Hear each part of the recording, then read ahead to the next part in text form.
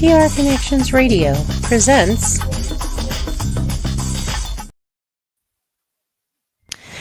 And welcome to the Sports Angle on PRConnectionsRadio.com, the voice of new media. I'm your host, Ian Rakelli. And you know what? The NFL season was fun. The NFL draft was fantastic. But now it is time to turn to the diamond and let's talk about some MLB on tonight's episode of the Sports Angle on PRConnectionsRadio.com. Now, of course, we have to start this out. We're talking about arguably one of the most interesting teams. I'll put it there very nicely. A team that I am very shocked at this point in the season. This is an organization who I really believe should be better than they are. A team that I really don't understand why they are performing the way they are, and that is their rivals right back here, and that is the St. Louis Cardinals. Now, I will say about St. Louis when it comes to their situation, I always look at them and go, how is this team struggling the way they are? You know, how is it that this is a St. Louis Cardinals team that has two of the top 15 players in MLB, but yet they can't win when it matters the most? I mean, I really don't get it. I don't understand it. I will say that when it comes to the St. Louis Cardinals, there really is a lot left to be desired. I really don't understand what's going on there. But now, when you're talking about the St. Louis Cardinals, you really have to break it down from the beginning to the end. As a matter of fact, how about we discuss what's the problem with the St. Louis Cardinals? What's the issue with St. Louis Cardinals? And in order to do that, you really have to study the analytics of St. Louis Cardinals. Because this is a St. Louis Cardinals team that on paper should be better than 12 games under 500. I mean, this is a team that should be one of the best in MLB. But at the present moment, the St. Louis Cardinals have been a fraud. At this point, the St. Louis Cardinals have been one of, if not the most disappointing team in MLB in 2023. So just studying the analytics and just studying the facts when it comes to St. Louis Cardinals baseball, it tells you a clear story. So let's talk about the statistics. Let's talk about the players that are currently with the St. Louis Cardinals. Now, I will give credit where credit is due. Nolan Arenado and Paul Goldschmidt are doing what they're supposed to do. All right, Paul Goldschmidt batting 300. All right, he has 16 RBIs on the year. This is a guy in Paul Goldschmidt who is expected to be great. It is a Paul Goldschmidt who is expected to do fantastic in St. Louis. All right, Paul Goldschmidt's not the problem. All right, batting for 300, 4 home runs, 16 RBIs at this point. He has about an OPS around 900 and a WAR over 1. Okay, Paul Goldschmidt, not the problem. Nolan Arenado.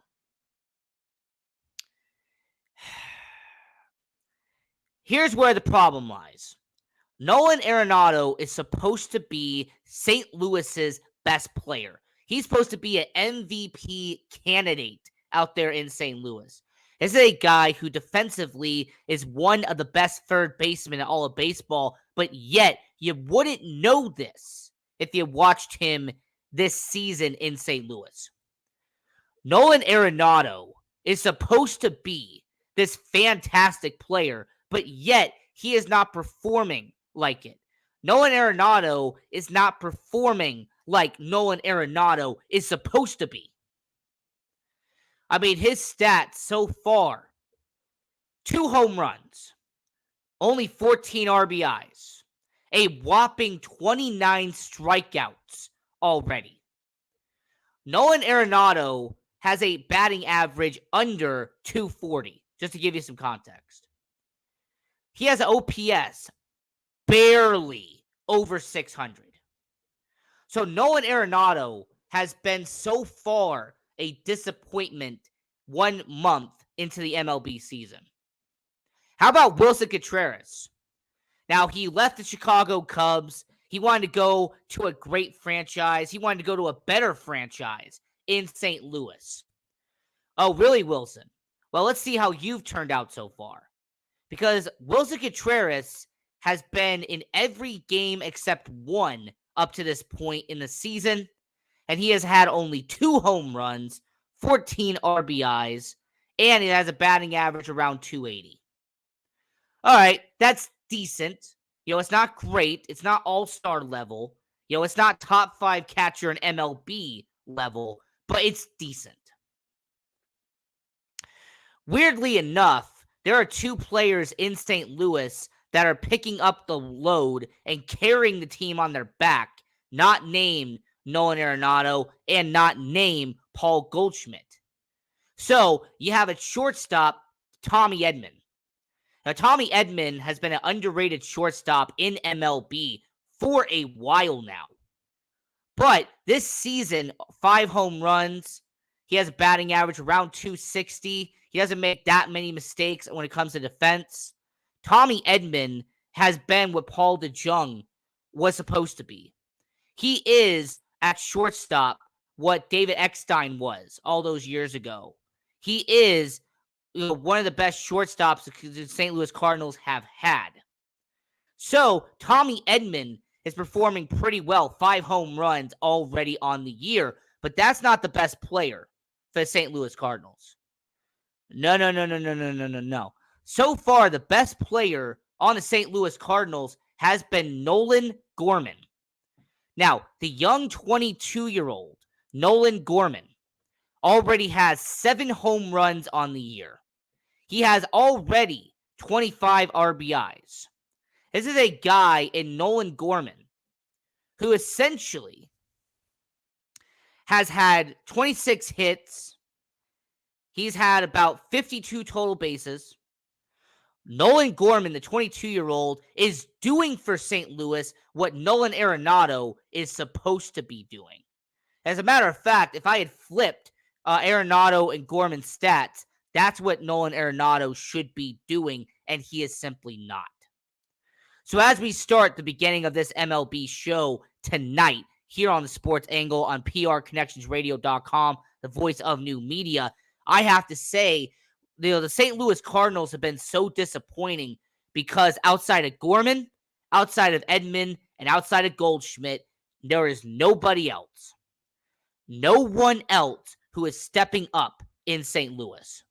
There is no one who is batting over 300 except for Paul Goldschmidt and when it comes to Paul DeJong whenever he does make an appearance.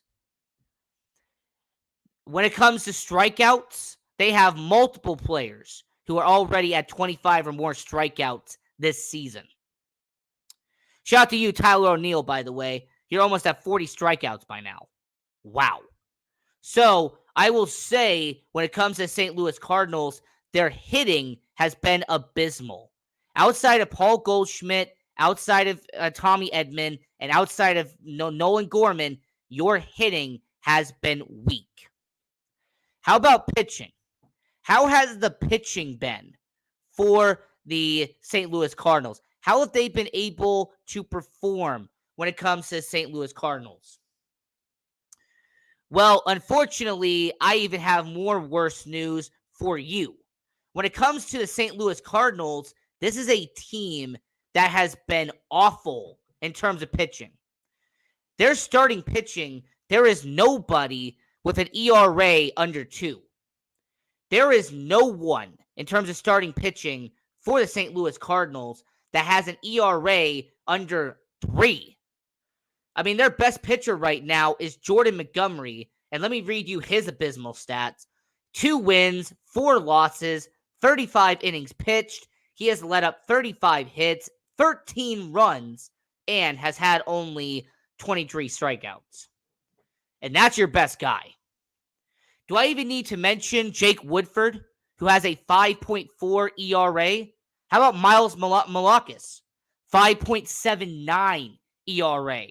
Jordan Hicks, the 100-mile-an-hour fastball guy, the guy who's supposed to be great for your team, he has let up 8 runs and has an ERA of 5.8 despite only being in 12 innings. So for anybody who doesn't watch baseball, by the way, let me explain to you how bad that is. 12 innings, 8 earned runs. So he's essentially letting up a run in almost 75% of his innings. So yeah, Jordan Hicks, an ERA of 5. Miles Malakis, an ERA of 5. John Woodford, an ERA of 5. This is a St. Louis Cardinals team that is very underwhelming in terms of hitting, but is abysmal in terms of pitching. Now, I didn't expect them to be great by any means, but your 2 best pitchers can't have an ERA of 6.2 and 5.8. For anybody who wants to get the reference, Jack Flaherty and Miles Malakis are supposed to be the top 2 pitchers for the St. Louis Cardinals. Steven Matz, John Woodford, and Jordan Montgomery are supposed to fill out that rotation. Oh, by the way, Steven Matz, you being a number 4, number 5 in the rotation, it must suck the fact that you have a 6.4 ERA and you have let up 22 runs so far this year. Yeah, that's right. Steven Matz went from a prospect and a guy who was good here in Las Vegas to now a few years later having already let up 22 runs in our ERA over 6 in St. Louis. So I'm starting out this show here tonight by saying the St. Louis Cardinals, you have abysmal pitching, you have an average hitting, and you need to fix it. Your best pitcher cannot be Jordan Montgomery. As much as I respect Jordan Montgomery, he is not a number 1 pitcher in MLB. If he was, he would still be on the Yankees. If Jordan Montgomery was that good, he would still be pitching for the New York Yankees instead of being flipped for Harrison Bader. Who is worse, Cardinals or Yankees? The Cardinals by a clear country mile. You know, New York Yankees at least the New York Yankees are around 500. At least the New York Yankees are in a position where they could win games. The St. Louis Cardinals do not win games. And just kind of strengthen this argument, just take an examination at the St. Louis Cardinals schedule to tell you how bad they have been.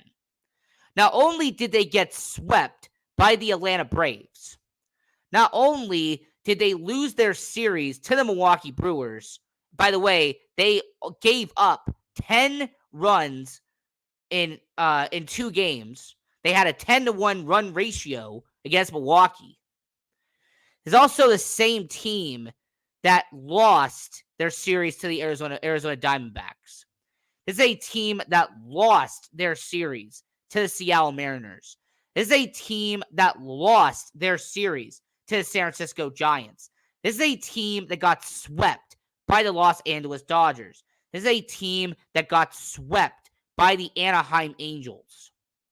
So to sit here and say that the St. Louis Cardinals pitching has been disappointing, all you have to do is look at their win-loss record and the fact that they have been swept not once, not twice, not 3 times, but 4 separate times, and it's not even June yet. You know what? I want somebody to justify this for me. I want someone to come onto this show and tell me how there any potential for the St. Louis Cardinals going forward. You have no pitching. You have an awful 3-9 in the lineup, and you've been swept 4 times. If it wasn't for the soon-to-be Las Vegas Athletics, if it wasn't for the Colorado Rockies, I would say the St. Louis Cardinals have been the worst team in baseball, but they have 2 teams behind them that have actually been doing a lot worse. But yeah, I want to start this first segment of the show by talking about the St. Louis Cardinals because no, I don't think they're going to turn it around. I don't expect them to turn it around. And when they did that first game against the Toronto Blue Jays on opening day, that should have been your indication on how bad the St. Louis Cardinals would have been this season.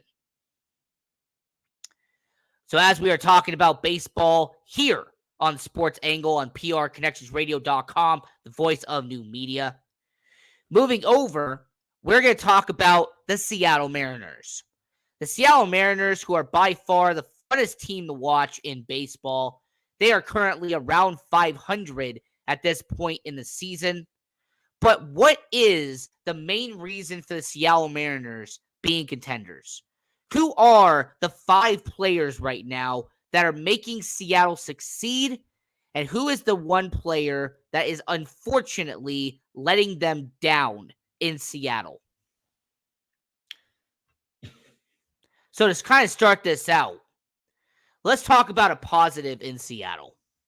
And the positive in Seattle is that they have arguably one of the best starting lineups in baseball. The one positive about Seattle that you could take away is that the Seattle Mariners have one of the most quality in terms of consecutive, in terms of durability. They have one of the best lineups, 1 to 9 in baseball. This is a Seattle Mariners team that when they step on the field, they really don't have a weakness outside of one guy. The Seattle Mariners do not have a guy that they have to say is an anchor, a guy who's holding them back in that starting lineup. As a matter of fact, let me tell you about the best player right now for the Seattle Mariners, a guy that they traded from the Toronto Blue Jays, brought him over to Seattle, and he has been a well investment in Seattle since they brought him over, and that is their outfielder, Teoscar Hernandez. Teoscar Hernandez, he was a left fielder in Toronto. They traded a pitcher and a prospect over to Toronto to acquire him at this past offseason. And so far, Teoscar Hernandez, 7 home runs, 16 RBIs, and Teoscar Hernandez has done really well since putting on the teal and green. He also has been helped out by the rest of his outfield, and that is 2 young guys who have been developing really well in Seattle.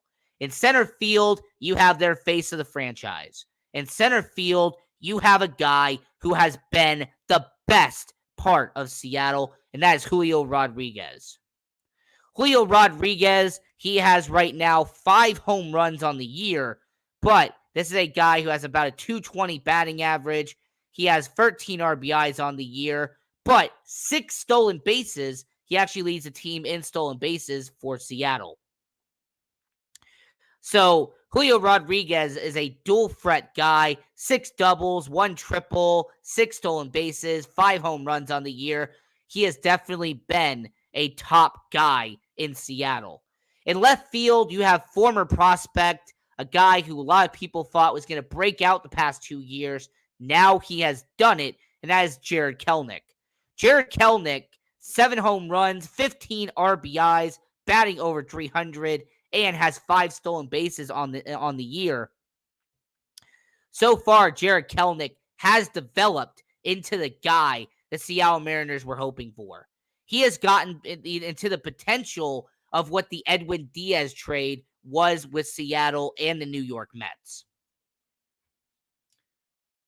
And by the way, for anybody who wants to ask me, yes, I still think the Seattle Mariners won the Edwin Diaz trade. I really believe that the New York Mets lost in the long term. Seattle Mariners have won this trade. Now, back to the Seattle Mariners. Their infield consists of 3 guys in that lineup who have been consistent.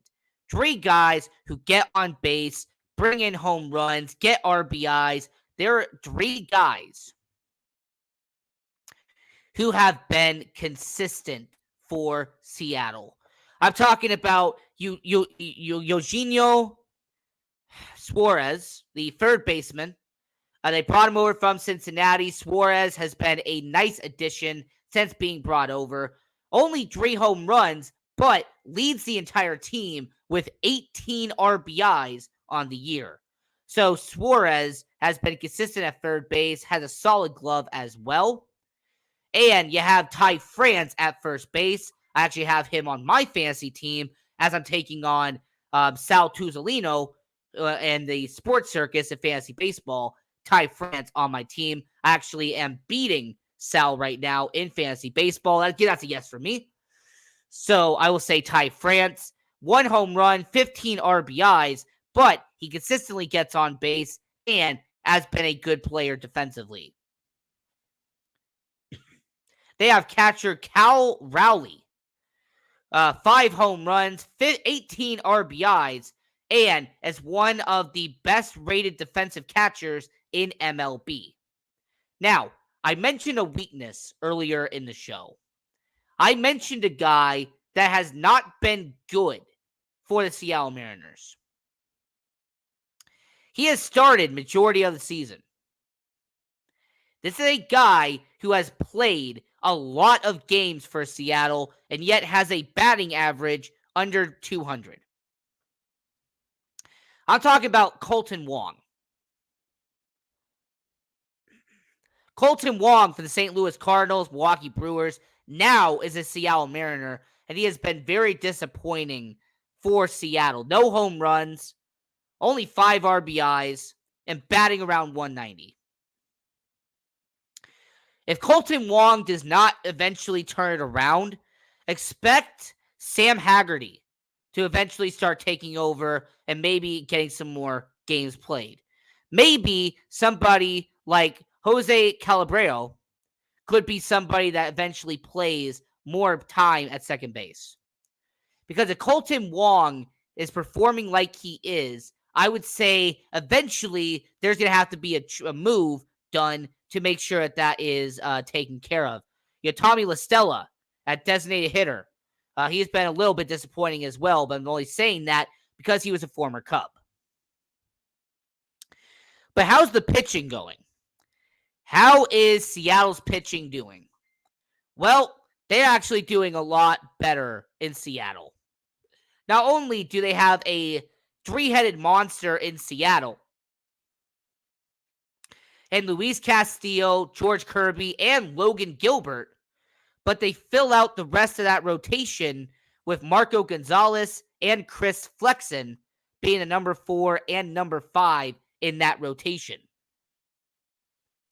Now, what I like about Seattle is that minus their number 5 guy in the rotation, they have one of the most reliable and durable 1 through 4 in baseball. Luis Castillo as their guy. Luis Castillo as their ace of the Seattle Mariners. He has an ERA under 2. He has 2 wins on the year, 2-0 to start the campaign. And in 34 innings has 38 strikeouts and has let up only 1 home run this season. So for a guy like Luis Castillo, who already has a wins above replacement of 1.5, he has done pretty well as an ace in Seattle. George Kirby, he has not done as great as Luis Castillo, but for a number 2 guy, 26 strikeouts, only giving up 2 home runs, he has done well enough for the Seattle Mariners. And Logan Gilbert and Marco Gonzalez, they have combined for 3 wins and only 1 loss on the year. So for them being number 3 and number 4, they have done all right. I also have to mention the saves, by the way, because former New York Met Paul Sewald, who is a former resident of Las Vegas, Nevada, came from CSN. He has had 9 saves on the year and has been one of the most reliable and constant guys in Seattle out there. So I got to give a lot of props and credit where credit is due to Paul Sewald for being one of the best closers in baseball this season so far. But I really want to talk about Seattle real quick. because of the fact the Seattle Mariners, are they still contenders? I absolutely believe they are. Okay, people are forgetting the AL West is going to start mellowing itself out. The AL West is going to start to come back to reality in about a month or a month and a half. Once you get to June, once you get to July, the Texas Rangers and Anaheim Angels are not going to keep up the same momentum they are right now. Once you get into June and July, the Houston Astros are not going to be barely a 500 team. We know that they're a lot better than that. As a matter of fact, I actually wrote an article on thesportsangle.com about the Houston Astros. I would highly recommend checking them out. And Seattle has currently won 4 or 5 games in a row. So I would say Seattle's turning it around. The Houston Astros are going to turn it around. And I don't expect Texas or Anaheim to keep up the same run that they are right now. So as we are talking about the AL West on this segment of the Sports Angle on prconnectionsradio.com, the voice of new media, I will say once again that the Seattle Mariners are still contenders, are still my most favorite team to watch in baseball. They are so fun, so entertaining out there in Seattle. So I would say that they are definitely still contenders. The Houston Astros are still the favorite to win the AL West. The Texas Rangers are accumulating injuries right now. I don't expect them to go far. And the Anaheim Angels, well, they've had a magical start to the season. But we have seen this before. All right? We have seen this before when it comes to Seattle Mariners. When it comes to the Anaheim Angels, we have seen them do this time and time again.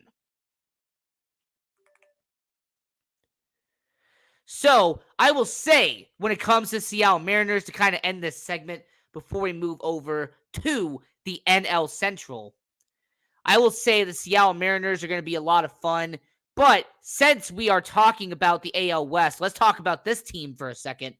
The Oakland Athletics moving to Las Vegas. Man, this is going to be great. All right, this is going to be an absolute fun experience if you're out here in Las Vegas. I mean, this is a Las Vegas owned team. I mean, the Oakland Athletics coming to Las Vegas is going to be one of the best moves you are going to see in baseball. The Oakland A's coming to Las Vegas, the greatest city to ever exist. It's going to make them a lot of money. And not only is it going to make them a lot of money, but that means that they're going to have money to go out and make solid move after solid move after solid move. Do not be surprised if when the Oakland Athletics move here to Las Vegas that you start to see them spending a little bit of money. Because they better. When John Fisher eventually gets that $1 billion ballpark here in Las Vegas, you are going to see major free agents coming here. You are going to see the best pitchers coming here. You're going to see the best hitters coming here. Because this is what Las Vegas does. As somebody who is born and raised in Las Vegas, this is my hometown for a reason. I can say definitively that Oakland coming to Las Vegas is going to work out just fine for the A's. That you should not worry at all about the Oakland A's coming here. Because Las Vegas is going to take care of them very nicely. Now, Las Vegas is going to make the Oakland A's be great. So, I say that's going to be a great move. I'm really happy to see it. And I really think that the Oakland A's are going to do a fantastic job here in Las Vegas. It's going to be a lot of fun to watch.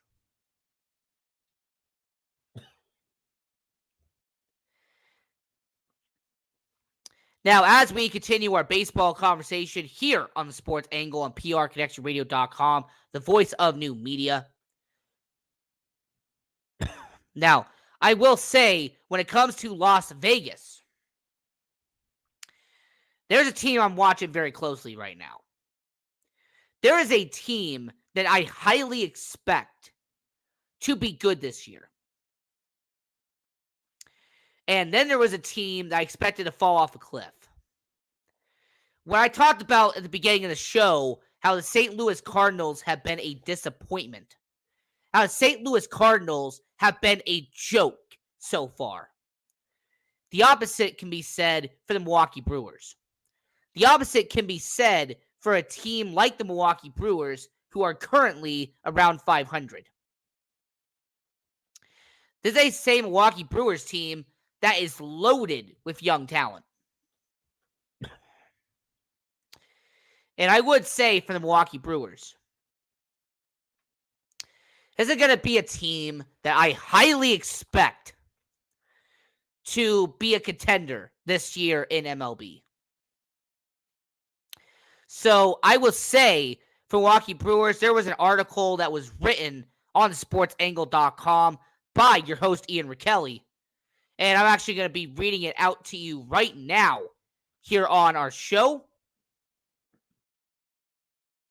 I will recommend, by the way, go to sportsangle.com. Check out all of the articles we have written on there.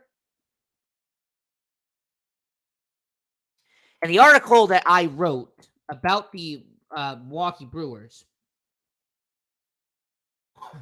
was the fact that you have the Milwaukee Brewers as a team that is going to go out, a team that's going to go out there in Milwaukee and that they could be contenders this year in 2023. So this article on the Sports Angle by your host, Ian Rickelli, the Milwaukee Brewers are a team that you need to watch this season. Over the past couple of years, they have built their core from the ground up. They have been counting on the expectations of low-risk, high-reward players to put the ball in play and have success on the mound at American Family Field in Milwaukee. The Brewers have done this with players like Willy Adames, Luis Urias, Eric Lauer, and Rowdy Tellez. All four of these players were drafted by other organizations, and all four of them were top prospects in the minors at one point. Back in 2018, Willy Adames was a top 20 prospect for the Tampa Bay Rays. Willy Adames was then traded from the Tampa Bay Rays when they had another top prospect in Wander Franco replace Willy Adames at the shortstop position. Milwaukee got him for pennies on the dollar back in 2020. Luis Urias was ranked top 25 in baseball with the San Diego Padres, but when Fernando Tatis Jr. became a superstar, he got flipped to the Milwaukee Brewers in exchange for Trent Grisham. Rowdy Tellez was ranked number 5 in the Blue Jays' top 30 prospects back in 2017, and he got flipped to the Milwaukee Brewers a few years later when the Toronto Blue Jays were trying to build up their young core in Bo Bichette, Vlad Guerrero, Kevin Biggio, and all those guys. And Eric Lauer was a former first-round pick by San Diego and was ranked number 10 in their top prospects back in 2017. And he was actually flipped alongside Luis Urias in the Trent Grisham deal. The Milwaukee Brewers have built their roster around them with players like Christian Yelich, who they traded for from Miami in the 2017 offseason. They also have done it with some very solid veterans on the team, like their current second baseman. I will say, when it comes to Milwaukee Brewers, this is a team right now that is being built to win.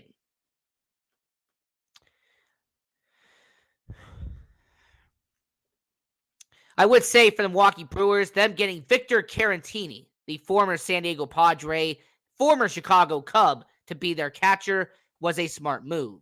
Having catcher William Contreras, the younger brother of Wilson Contreras, being brought over from the Atlanta Braves was a fantastic move.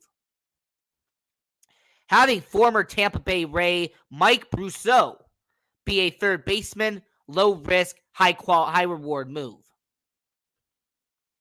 First baseman Owen Miller was a guy they brought over from Cleveland. He has provided dividends for that team. And Abraham Toro was a guy who got flipped alongside Jesse Winker when Seattle and Milwaukee made their deal this past offseason. Some other notable moves by the Milwaukee Brewers, bringing over former New York Yankees first baseman Luke Voit, bringing over former Miami Marlin third baseman Brian Anderson, and having somebody like Tyrone Taylor at right field to make some depth in Milwaukee. The starting rotation of the Milwaukee Brewers have been upgraded over the past 2 off seasons. The ace of their rotation was a hidden gem that they drafted in 2016 in Corbin Burnes, who signed a 1-year deal, $6.5 million. Corbin Burnes had a breakout season back in 2020, receiving Cy Young votes. And then in 2021, he went 11-5. He had a 2.4 ERA, had over 220 strikeouts, en route to win the NL Cy Young in 2021.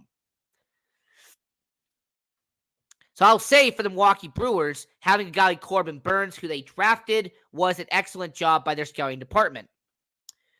I would also say our number 2 starter, Eric Lauer, who we talked about earlier in the show, he re-signed with them this past off-season. Lauer has the potential to show everyone the talent that he had in San Diego and will be a long-lasting member of the Brewers rotation for years to come. Brandon Woodruff is the final piece that they have in their rotation.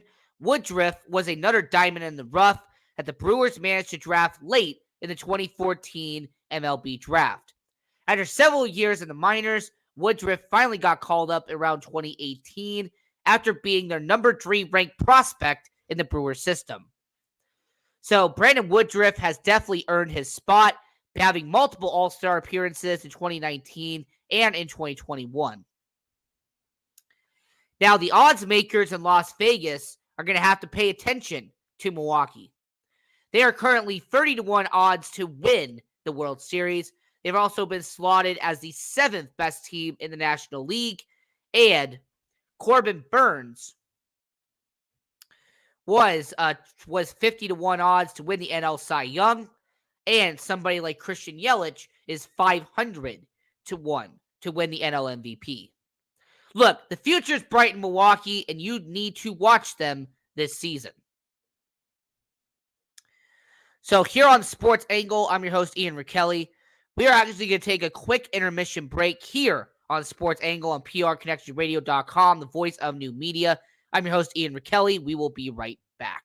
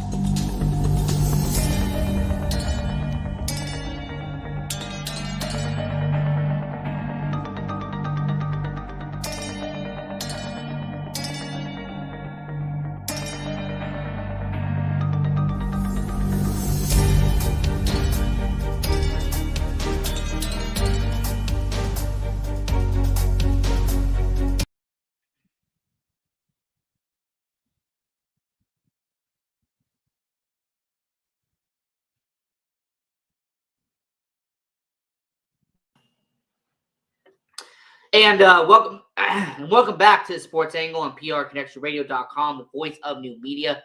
I'm your host, Ian Rakelli, and we're actually going to be bringing on somebody to talk about Vegas Golden Knights hockey here on Sports Angle on PRConnectionRadio.com, the voice of new media. And I will have her identify herself. So tell everybody about the Vegas Golden Knights. Tell us what's going on right now, and tell everybody who you are. Okay, my name is Vegas Karen, and I've been a long time resident of Vegas. So I've seen the Knights come. I was a card season holder the first year that they went to the Stanley Cup, and went paid for every game. I saw the Raiders come to town. I'm looking forward to the A's coming to town. So, we have really become the sports capital, if you want to say that. So, Correction, the sports entertainment capital of the world. All right, we are the sports entertainment capital of the world. That's what we are. Las Vegas, Nevada, the greatest city to ever exist. Now, I will say when it comes to Vegas Golden Knights, they're currently in the Stanley Cup playoffs, taking on the Edmonton Oilers.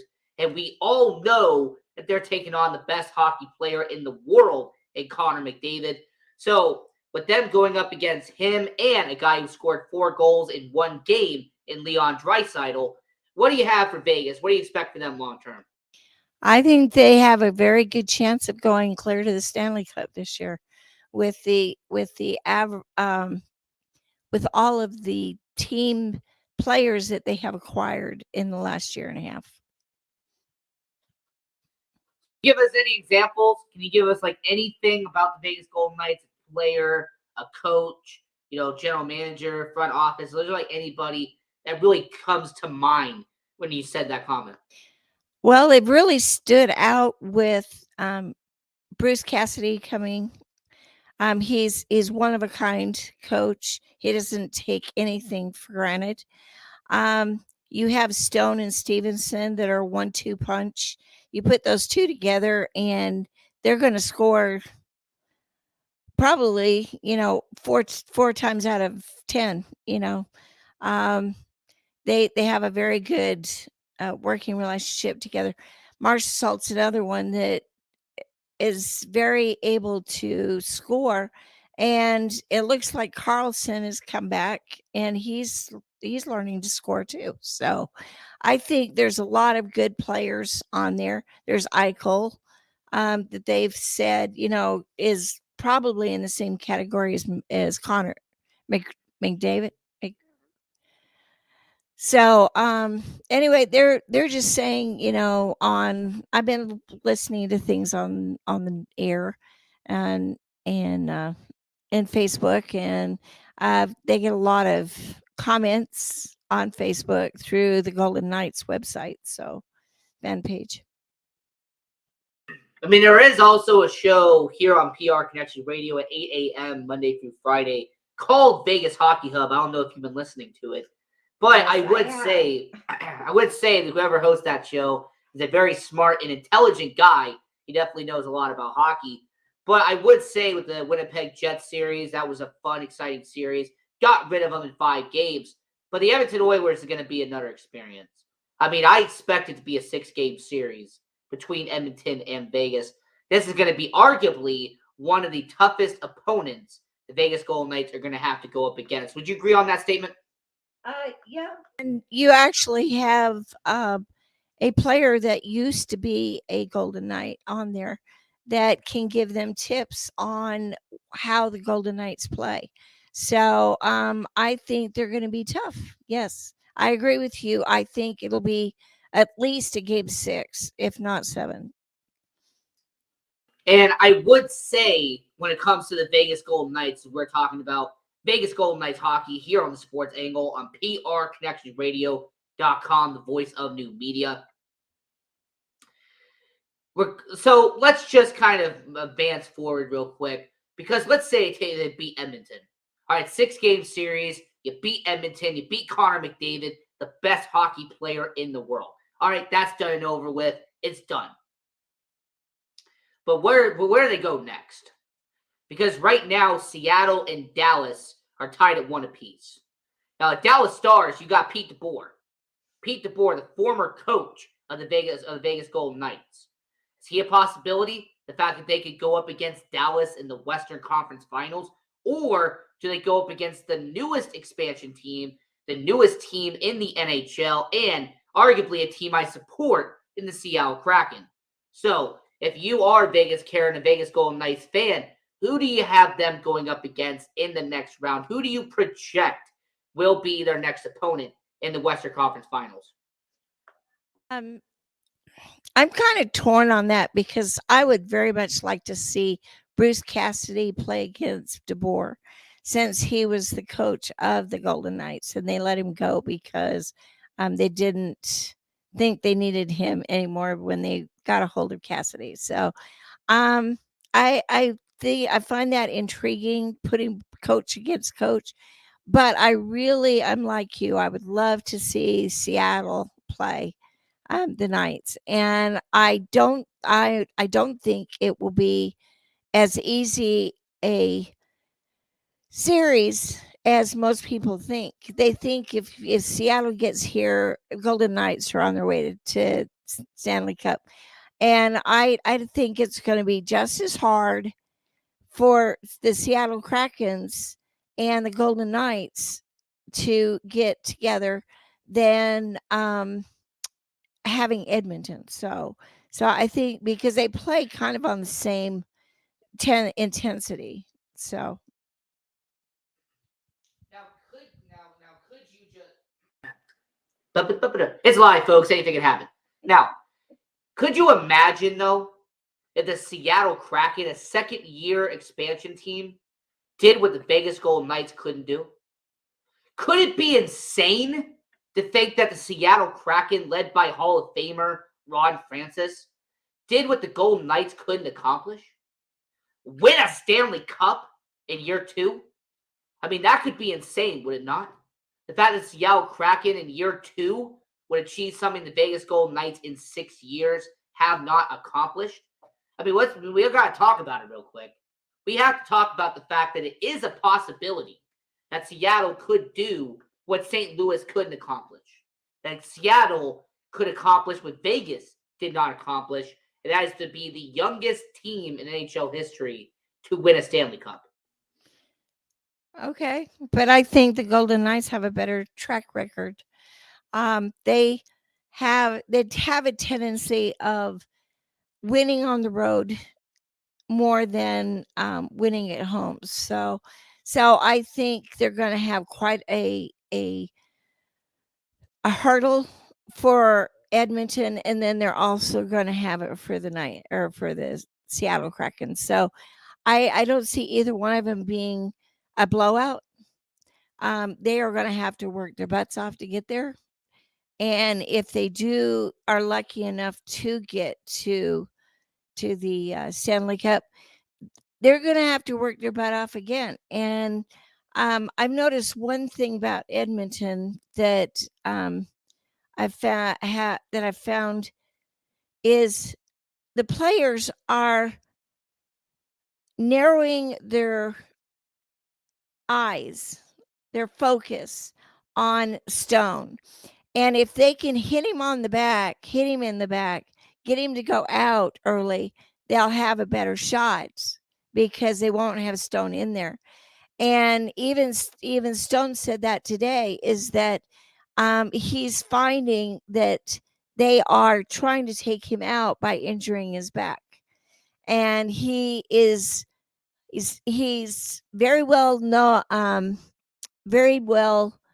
aware of that, so he's taking extra precautions so that if they do hit him in the back, that it doesn't hurt him, and he is feeling really good about it. So I'm really happy for that. So we have about 10 minutes left here on the Sports Angle on prconnectionradio.com, the voice of new media. I'm your host, Ian Rakelli.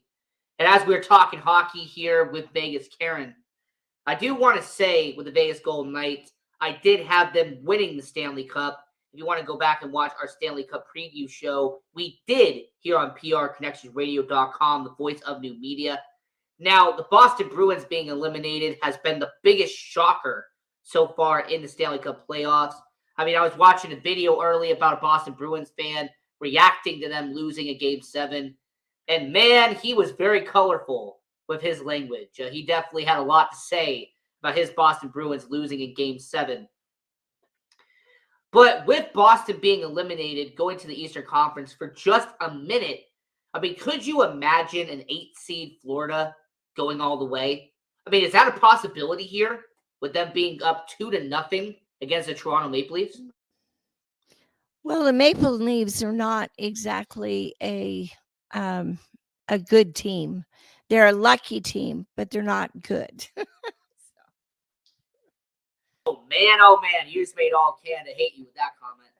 The Toronto Maple Leafs aren't good. They just got past the first round for the first time since 2004. Here in Canada, I mean, let's just call it what it is. If you are in Canada, you could have alcohol between the time that the Toronto Maple Leafs had a postseason win between 2004 and 2023. Now, I would say when it comes to the Toronto Maple Leafs, on talent, on paper, are better than Florida, but Florida has just been outperforming them in this postseason. And we also saw Gerard Gallant and New York Rangers blow a 2-0 lead against the New Jersey Devils in the Battle of the Hudson. And there has been talk since Daryl Sutter got let go from the Calgary Flames. Dallas Eakins was released from the Anaheim Ducks. There have been some coaches that have been let go, and we've also seen some executive changes around the NHL. You think Gerard Gallant could be the next one to go? Is there a possibility that the New York Rangers will let go of Gerard Gallant after having a 2-0 lead blown against New Jersey Devils? I would probably say so, but I would hopefully would like him not to be publicly humiliated like he was with the Golden Knights when they fired him when he was on the road. I mean, being fired on the road is actually the gentleman's way to go out because they don't want to fire you at home. Let me explain to you why. The reason why I don't want to fire you at home is because when you're on a losing streak, when you are a team that's barely above 500, fans are going to boo you out of the stadium. But fans are going to annihilate you at the arena. They're going to chant, fire so-and-so, something like that. That's why they fired Gallant on the road, by the way, because they didn't want to have him suffer the embarrassment of coming back to T-Mobile Arena, losing a 4-1 game, and then firing him the next night. That's the reason why head coaches get fired on the road, by the way, because they don't want them to suffer through fans booing them out of the arena. That's why that stuff happens. I get it differently. I don't think they have a spine to do it at home. No, actually, I disagree. I think they do have a spine, hence why they fire them on the road. Because it's a lot easier to fire you on the road and have a new coach come in at home versus firing them at home and having to start somebody brand new on the road. Now, I will say, as we are talking about hockey, I do have Florida and I do have Vegas. That is my Stanley Cup prediction right now. I think the Florida Panthers, Vegas Golden Knights will be your Stanley Cup. But what about you? I mean, what do you think is going to happen in the Stanley Cup playoffs? What do you see? The jury's still out on that. I haven't quite decided. I would like to see the Knights go there, but it just depends on if they're able to get there or not. And as we got about 5 minutes here on the Sports Angle on PRConnectionRadio.com, the voice of new media, I'm your host, Ian Rakelli. I want to transition very quickly over to the racing side for just a minute. Because on the racing side, Formula One, the best form of auto racing, Formula One, will be coming here to Las Vegas. It will be here in November. It's going to be exciting. you're going to have about 180,000 people on their feet watching the Formula One Grand Prix here in Las Vegas. It's going to be an amazing event. Of course, Sports Angle is going to be there. I will be at the race watching Fernando Alonso, watching Ferrari do what they do best, and that is compete every single Grand Prix in Formula One. But Vegas, Karen, what about you? What kind of impact do you think the F1 Grand Prix is going to have on Las Vegas? What kind of impact do you expect this Formula One race to have on Las Vegas? I mean, this is a huge deal for the city. I think up to November, it's going to be a lot of pain and suffering for people here. They really aren't thinking about the residents here, the people that use the strip every day to go to work or to get somewhere. But after November, they're supposedly saying that after the paving is all done and everything is the way that Formula One needs it to be, it won't have to have the repaving every year. They won't have to do all that stuff. So it'll make it a lot easier. One thing that I don't like about the Formula One, and it's the same as all the other sports here, is they have narrowed in on how many people they can get here, how many people will fly in, how many people will drive here, how many people will, instead of making it feasible for the residents here to go to it. It is so expensive, and they've made it so expensive that residents, normal people from Las Vegas are not going to be able to attend this because of the price. And I mean, you can't even go down there and stand for less than $500. I mean, $591, but yes, when it comes to Formula One, but it's a spectacle, though. That's the thing. Just like the Raiders, just like the Golden Knights, just like the A's, you have to put up the money because it is the professional. It is the best of the best. When you have the Las Vegas A's coming here, you are going to see the best baseball players around the world be at that new Las Vegas stadium. When the NFL comes here, when they go to Allegiant Stadium, why are you paying $150 plus for tickets? Because you're seeing the best NFL players week in and week out at Allegiant Stadium. When you have the Vegas Golden Knights, you're seeing the best hockey players in the world. And with the F1 Grand Prix, you are seeing undoubtedly 20 of the greatest drivers in the world competing at the Formula One Grand Prix. But still, it's all about money. Of course, it's about money. It's sports. Sports is all about money. It's been that way since day one. Why do you think the mobsters created half these sports to begin with? It was all created to make money. Come on now. So I will say with about 1 minute left here in the show, is there any final comments you want to make? Maybe talk about NASCAR, IndyCar, MLB, NBA, NFL, NHL. Anything else you want to talk about? I would like to ask a question. On Wednesday night, when they were having the first game, it was announced that it was announced on Facebook that William Carlson was not going to be there because his wife was having a baby, and that he was at the breaks calling her just to ask her what centimeters she was at, because he was on the ice and she was having a baby. And so I was wondering if you'd heard anything about any of that, if it had a baby or not. I have not heard anything about it. No, unfortunately, I have not heard anything about it. Okay, well, maybe he won't be there tomorrow then. So. Absolutely. Well, hey, you know what? I appreciate you coming on the show, Vegas Karen. It's always a lot of fun. This is Sports Angle on PRConnectionRadio.com, the voice of new media. I'm your host, Ian Rakelli.